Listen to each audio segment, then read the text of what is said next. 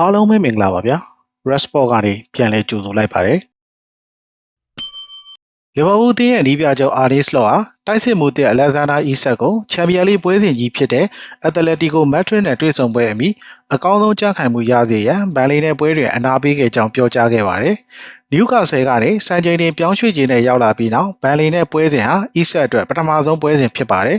ဘန်လီနဲ့ပွဲပြီးသတင်းစာရှင်းလင်းပွဲမှာနီးပြစလော့ကသူ့ရဲ့ဆုံးဖြတ်ချက်ကိုရှင်းပြခဲ့ပါတယ်အီဆက်ဟာရာသီချိုလေ့ကျင့်ခန်းတွေလုံးဝမလုပ်ခဲ့ရသလိုမကြသေးတဲ့လတွေအတွင်းပွဲထွက်ကစားခွင့်လည်းနေခဲ့တဲ့အတွက်ကြမ်းခိုင်မှုအပြည့်အဝမရှိသေးဘူးလို့နီးပြကပြောခဲ့ပါတယ်ကျွန်တော်တို့သူ့ကိုနယူကာဆယ်ကနေခေါ်ယူခဲ့တဲ့အချိန်မှာသူ့ရဲ့ရာသီချိုလေ့ကျင့်ခန်းတွေအခုမှစတော့မယ်လို့ပြောရမယ့်အခြေအနေမှာရှိနေပါတယ်ဒါကြောင့်အခြေခံကောင်းတစ်ခုရဖို့အတွက်တေချာတဲ့လေ့ကျင့်ခန်းမိနစ်တွေလိုအပ်ပါတယ်၃ရက်အတွင်းနှစ်ပွဲကစားနိုင်မှုဆိုတာဝေးပါသေးတယ်ကျွန်တော်တို့အစောပိုင်းမှာကစားသမားတွေကိုတစ်ပတ်တစ်ပွဲအတွက်ပြင်ဆင်ပေးပြီးအဲ့ဒီနောက်မှာတစ်ပတ်ကိုနှစ်ပွဲကစားရမယ့်ပုံစံမျိုးကိုရောက်အောင်တဖြည်းဖြည်းချင်းလှုပ်ဆောင်ပေးပါတယ်ဒါမှသာအဲ့ဒီပွဲစဉ်တရားအတွက်သူတို့အဆင်သင့်ဖြစ်မှာပါလို့ရှင်းပြခဲ့ပါတယ်။ဤဆက်ကိုတဖြည်းဖြည်းချင်းအသင်းနဲ့ပေါင်းဆက်ဖို့စီစဉ်နေတာဟာလက်ရှိပွဲထွက်ကစားနိုင်ရေးတစ်ခုတည်းကိုကြည့်တာမှဟုတ်ပဲသူ့ရဲ့ရေရှည်ကြန့်ခိုင်မှုကောင်းမွန်ဖို့အတွက်ပါရည်ရွယ်တာဖြစ်ပါတယ်။နီးပြစလော့က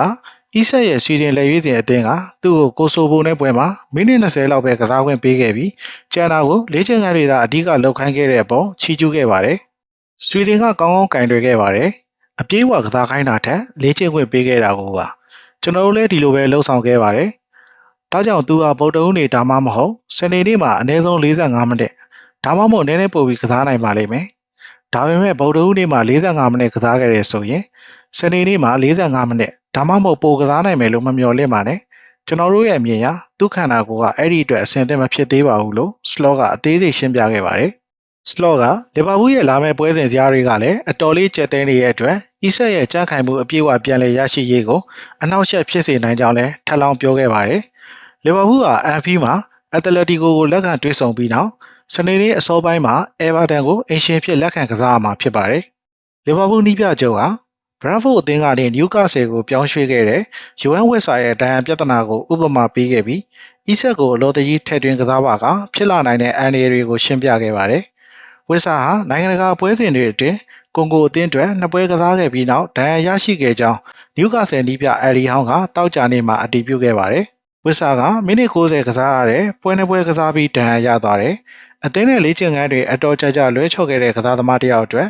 ပွဲမှာထည့်သွင်းကစားရင်ဒဏ်ရာတွေမဖြစ်အောင်ထိန်းသိမ်းဖို့ဘလောက်ခက်ခဲလဲဆိုတာကိုဒါကပြသနေတာပါလို့စလော့က Sky Sport သတင်းဌာနကိုပြောကြားခဲ့ပါတယ်။အီဆက်ဟာတနင်္လာနေ့ကဆွီဒင်အသင်းနဲ့ကိုဆိုဗိုအသင်းတို့ရှင်ပြန်ကစားခဲ့တဲ့ကမ္ဘာ့ဖလားခြေစစ်ပွဲစဉ်မှာမိနစ်20လောက်ပါဝင်ကစားပေးခဲ့ပါတယ်။ဒါနယူကာဆယ်ရဲ့2024-25ရာသီပိတ်ပွဲဖြစ်တဲ့အဲဗာတန်ကိုရှုံးနိမ့်ခဲ့တဲ့ပွဲစဉ်နောက်ပိုင်းအီဆက်ပထမဆုံးအကြိမ်ဖြစ်ပြန်လည်ကစားခဲ့တဲ့ပွဲလည်းဖြစ်ပါတယ်။ခြုံငုံကြည့်ရရင်တော့လီဗာပူးအသင်းရဲ့အီဆက်ဘော်ကင်တွေပုံဟာ